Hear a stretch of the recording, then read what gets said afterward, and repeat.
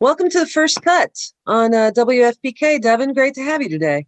Laura, thank you for having me. Thank you for having me. Yeah, fresh off a new album, which is actually a cover of a very old album going back to what, 1971, I believe? 1971, almost 50 years ago, right? Amazing. Marvin Gaye's What's Going On, which was a landmark album, incredible record, and you do such a beautiful job with it, Devon. I love it. It's Thank you. gorgeous. Yeah. I, Um, I'm yeah. I mean, we're going to get into some first cut questions here, but I do want to ask you just a little bit about the new album.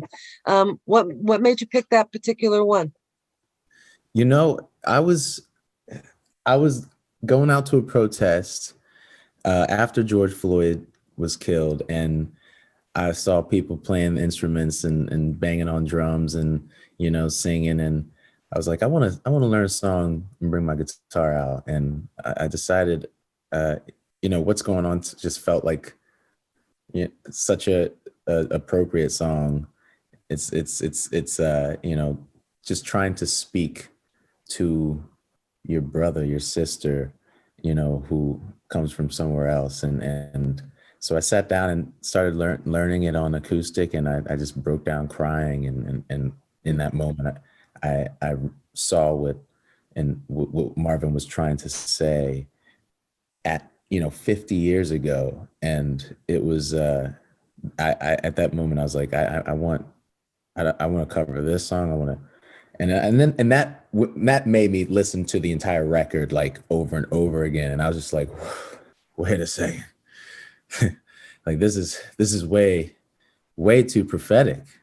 It's crazy. Like, list every lyric on that record, every song, like "Save the Children," "God is Love," uh, "Inner City Blues." All of these songs, just you listen to the lyrics, and it's everything that is going on right now today, and it just proves how cyclical our country is, and if 50 years later the same words ring so true, we have to look at that cycle. It's like it's a relationship with us in the United States, and uh, that to me was what I wanted to kind of bring forth in covering this entire album, and I couldn't do it by myself. I had to do it with other people because it's not my music, it's Marvin's, and I want everyone to feel involved in it. But mostly for the album itself, I wanted to lift Black voices that don't usually get lifted in the music industry, because that was also a thing that I realized um, is hard for Black artists to um, aren't necessarily in hip hop or R&B to like break through, just in the industry in general. So yeah, those were all the things I wanted to accomplish with this And album. it's hard enough to break into the music industry anyway, and then to have those extra layers is tough. Um, when you cover an album like that, you have to really get to know that album. I mean, note for note, basically. And it sounds like such an intimate process, I would assume, you know. Oh So then yeah, you're hearing these words in such a different way than maybe you ever heard them before. Did you grow up listening to that album? Or I did. I grew up listening to the album. Like, my dad definitely put me on the album, but not like in depth like I had in the past couple months. And another funny story, I was on tour with Shaka Khan and Michael McDonald, and which was crazy. And they would do "What's Going On" for the encore, and Michael asked me to come up and sing on "Taking It to the Streets," and mm, and I was like, okay, yeah, I can do that. And then he actually surprised me and was like, "Hey, Devin, come up and sing on "What's Going On." And I was just like, "Oh, I wasn't prepared for that." And I'm like kind of just like flying by the seams of my pants, just like I got the backgrounds, and then I'm not thinking they're gonna give me a verse, and Shaka Khan sings the third verse as the first verse. Doesn't even matter. She can do whatever she wants, and then she hands the mic back to me, and I'm like, fumbling around, trying to put the verse together. So even at that point, like, which was 2 years ago. Uh, no, it was a year ago. It was a year ago. Wow.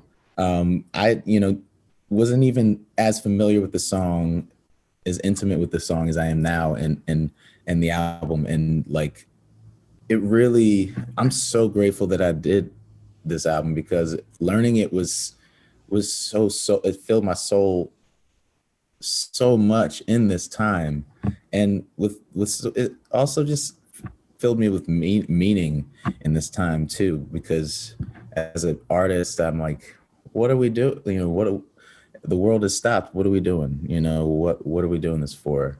And I think it kind of reassured me that this is it, I've noticed a lot of artists are doing cover albums or cover songs right now. What do you think that is? I personally, I learn music through covering it. I don't read music. I I learn by ear, and I can fumble around on the guitar a little bit, and but like I that's the to me that's the school. That's like going to school is learning all this music, and that's probably what all the rest of the artists are doing. Hmm. Well, Yeah. that leads us to our first question for the first cut. So let's get into that. Um, what was the first record you fell in love with? Oh man. Wow. Wow, the first record that I fell in love with. Well, this is gonna surprise you. Um, Southern Hospitality, Ludacris. How old were you?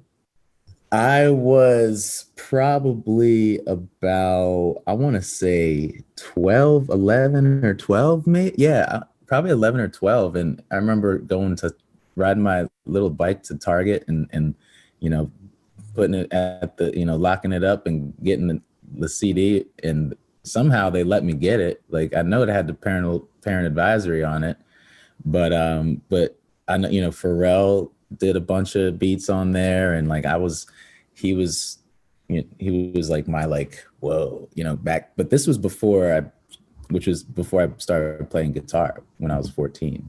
Mm, So when I was 14, my the first record that I fell in love with was probably Jimi Hendrix. mm. Just the greatest hits CD that my dad had in his CD cupboard, and that he pulled out and was like, listen to this. And I was like, okay. And my brain exploded. What was your first guitar? What kind of guitar was it? My first guitar was a acoustic electric Ibanez. It was black. Had like a little like cutout for so you can like solo up on the neck and stuff. So, but yeah, it got me to where I think it was a perfect first guitar. The first car that you get needs to be kind of rough and kind of beat up and hard to, you got to learn how to like, if you can work that car, if you can work with a messed up guitar, then you can get a good one and you can be good at it. What was the first song you learned on that instrument?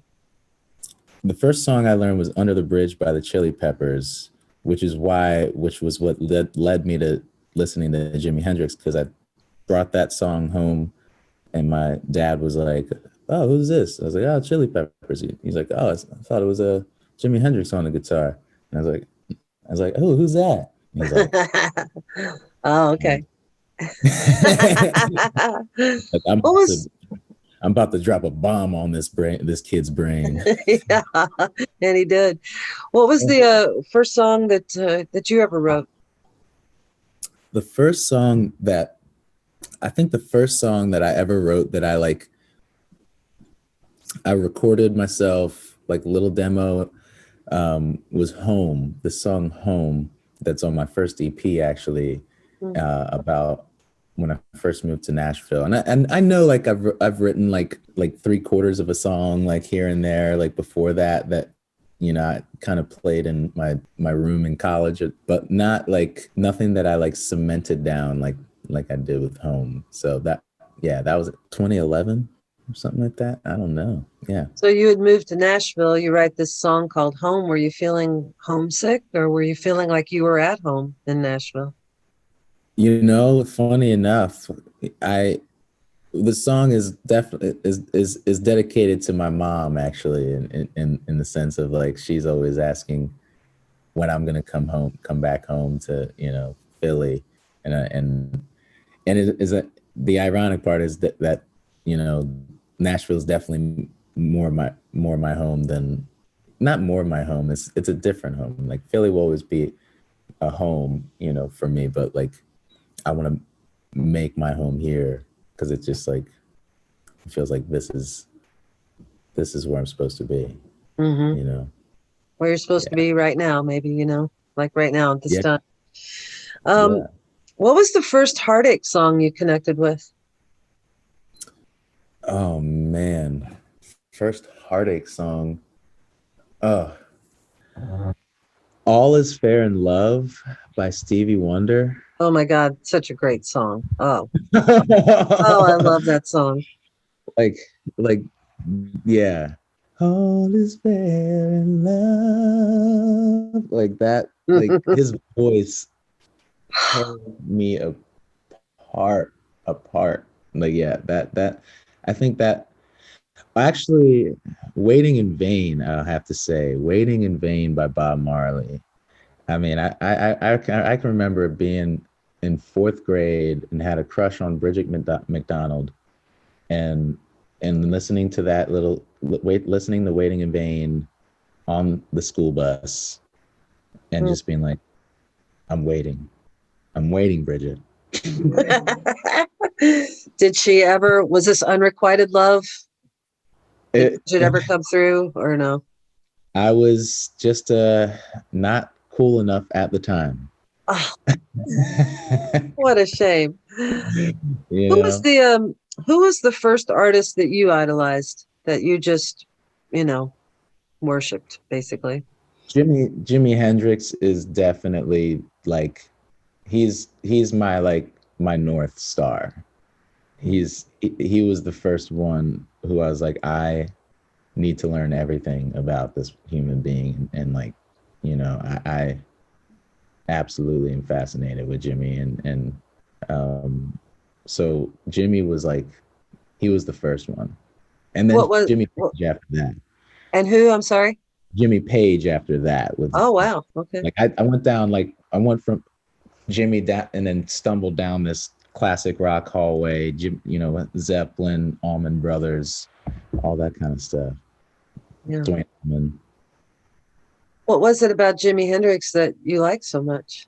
I think for sure, like him being a mixed black man, like that like changed music. I think that was something I'm really grateful. My dad was like, you need to know about this guy. Like you need to like and also the way that Jimmy blends everything together. R&B, blues, rock and roll, psychedelic, fusion jazz, all these things, pop, and it to me that is how I look at life. It's to me it's like I want to mix everything, take ingredients from here and there and over there and here and that's how I look at music. That's how I look at my people I want around me, and I think that's what drew me to him, and just the freedom, the anger, the but also the like the finesse as well, the beauty. Little Wing, from Little Wing to Voodoo Child. Yeah, you got both ends of the spectrum. So yeah, it's everything. But did you play in a band when you first started out? Were you ever in a band and what was the name? I was in, man, my first band that I was in was called Black Sheep when I was in high school. and, That's a and good then there name. was the black sheep, you know, and then there was and that was pretty much. There's Yet to Be Seen. That was another band out in high school, and then there really wasn't. And then I was in a Delta blues cover band called Black Cat Crossing for like a second while I was here in Nashville. But yeah, like I did like guitar gigs, hired gun guitar gig for like my buddy's band. That was like a synth rock pop band, and then also like a reggae band. All I was I was all over the place here in Nashville. But eventually 2015, I was like, let me get my act together and then write some songs and put some music out. What now we're going to move into the present. What record are you listening to now that you really love? Oh man, I'm obsessed with Marvin Gaye's I Want You record, Mm. which he put out in 73, 2 years after What's Going On. Because that record is just straight love making. It's just straight up like he went from like let's be socially aware and conscious to let's just make love and distract ourselves from what's going on right now for a second. And that and also obsessed with Steve Lacy's new record Apollo. Oh man, I'm forgetting. There's like numbers. I'm forgetting the number. But have you listened or heard of Steve Lacy at all? No. He is a he produces stuff for Kendrick Lamar, and he just uses an iPhone for a bunch of the stuff that he records. Wow. And he's this kid's like 21 or something. He's a genius, and so I'm obsessed with him, and also Frank Ocean Blonde. That record I've been kind of digging through. Yeah. Sorry, I gave you three records. Oh, that's okay. That's all right. Yeah, I'm always listening to several different things too. I mean, always. What's the most recent song you've learned to play? Most recent song I've learned to play was oh man, I've been writing so much. I'm learning oh Well, it can be your own. yeah, the last song that I learned to play was Every Day Feels Like Will Be Like a Holiday by William Bell. I've been brushing up on my Christmas music, so that's one song I'm like relearning. Are you going to do a Christmas album? I am not gonna do a whole Christmas album. Not yet. Not yet. Not before I put. I'm working on album two. That's the I got to do that before I do a Christmas album. But we're thinking about doing a Christmas song. You know, Good. I Yeah. think we might do that. Yeah. Awesome. What would be a heartache song that your go-to now? Mm. Oh, my heartache song that I would go to now. Uh, I would say Frank Ocean, Pink and White. Yeah. Uh, I'll have to check that out. I've not heard it. It's a good one. It's just like just not like knowing like just knowing you're not meant for each other kind of a song, you know. Yeah. What about an uplifting song you would go to right now? Something that really makes you feel good, gives you hope. Um an uplifting song I would go for I I definitely when I'm like trying to distract myself, I listen to like that Marvin Gaye record for I Want You like um come live with me, sweet angel. Like it's just like a love song, you know. I like to listen to love songs when I'm trying to like get out of the funk. Yeah. Well, you've given us a lot of ideas to a lot of musical ideas to listen to, Devon. So thank you so much. Thanks for doing this interview with us. Well, And thank you. I look You. so forward to your Christmas song. I'll keep you posted. I'll keep All you right. posted. Please do. And thanks again, Devin, and have a great day. Thank you for having me. You bet. Bye.